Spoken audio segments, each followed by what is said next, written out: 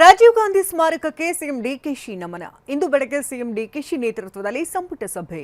ಕನಕಪುರ ರಸ್ತೆಯಲ್ಲಿ 2ನೇ ವಿಮಾನ ನಿಲ್ದಾಣ ಸಾಧ್ಯತೆ. ನಾಗೇಂದ್ರ ರಾಜೀನಾಮೆ ಕೊಡುವವರೆಗೆ ಹೋರಾಟ ನಿಲ್ಲಲ್ಲ ಎಂದ ಬಿಜೆಪಿ.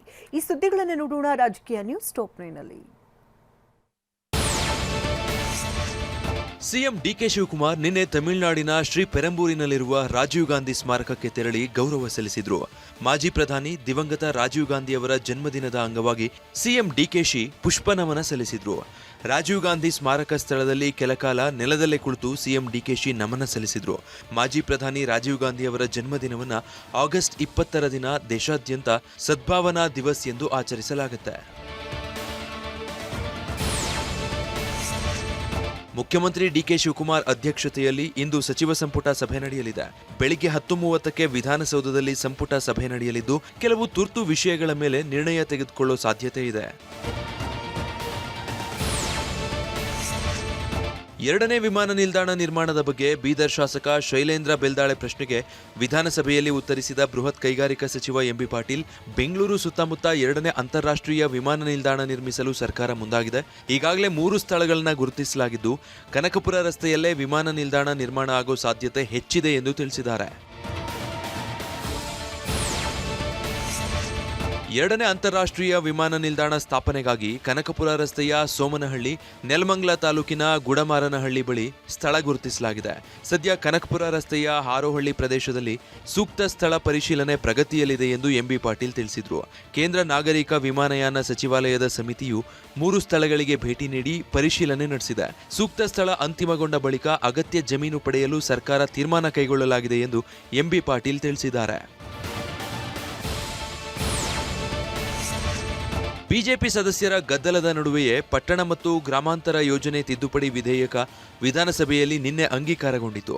2005ರಿಂದ 2015ರವರೆಗೆ ಅನುಮೋದನೆ ಪಡೆದು ನಿಗದಿತ ಸಮಯದಲ್ಲಿ ಅಭಿವೃದ್ಧಿ ಮಾಡದ ಬಡಾವಣೆಗಳಿಗೆ 3% ದಂಡ ವಿಧಿಸಲು ಅವಕಾಶ ಕಲ್ಪಿಸಲಾಗಿದೆ. ಅಭಿವೃದ್ಧಿಪಡಿಸಿರುವ ಸೈಟ್ 3% ಶುಲ್ಕ ವಿಧಿಸಿ ಮಾರಾಟಕ್ಕೆ ಅವಕಾಶ ಈ ವಿಧೇಯಕದಲ್ಲಿದೆ. ಮಾಜಿ ಸಚಿವ ಕೆಎನ್ ರಾಜಣ್ಣ ಪುತ್ರ ಹಾಗೂ ವಿಧಾನ ಪರಿಷತ್ ಸದಸ್ಯ ರಾಜೇಂದ್ರ ನಿನ್ನೆ ಮಾಜಿ ಪ್ರಧಾನಿ ಜೆಡಿಎಸ್ ವರಿಷ್ಠ ದೇವೇಗೌಡರನ್ನ ಭೇಟಿ ಮಾಡಿದ್ರು. ಪದ್ಮನಾಭನಗರದಲ್ಲಿರುವ ನಿವಾಸಕ್ಕೆ ತೆರಳಿ ದೇವೇಗೌಡರನ್ನ ಭೇಟಿ ಮಾಡಿದ್ರು. ರಾಜಣ್ಣ ಪುತ್ರನ ಈ ಭೇಟಿ ಸಾಕಷ್ಟು ಕುತೂಹಲಕ್ಕೆ ಕಾರಣ ಆಗಿದೆ. ವಿಧಾನಸಭೆಯಲ್ಲಿ ಗಮನ ಸೆಳೆಯುವ ಸೂಚನೆ ವೇಳೆ ಮೋಡ ಬಿತ್ತನೆ ಬಗ್ಗೆ ಶಾಸಕ ಎನ್ಎಚ್ ಕೋನರೆಡ್ಡಿ ಸರ್ಕಾರದ ಗಮನ ಸೆಳೆದರು.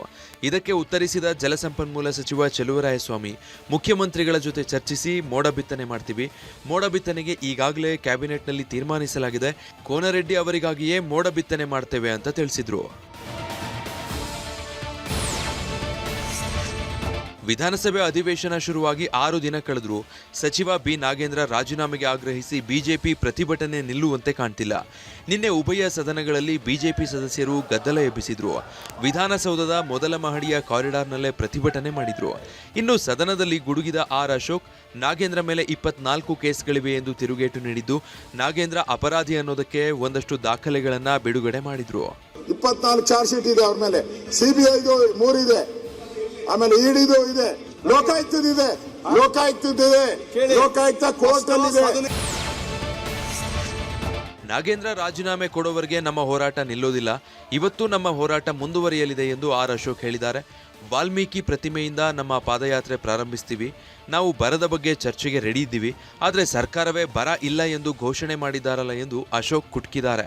ಈ ದಲಿತರ ಹಣ ನುಂಗಿರುವಂತ ಕಾಂಗ್ರೆಸ್ಸಿನ ಈ ಸರ್ಕಾರಕ್ಕೆ ಅವರ ರಾಜೀನಾಮೆ ವಾಪಸ್ ತಗೊಳ್ಳೋವರೆಗೂ ನಾವು ಬಿಡಲ್ಲ.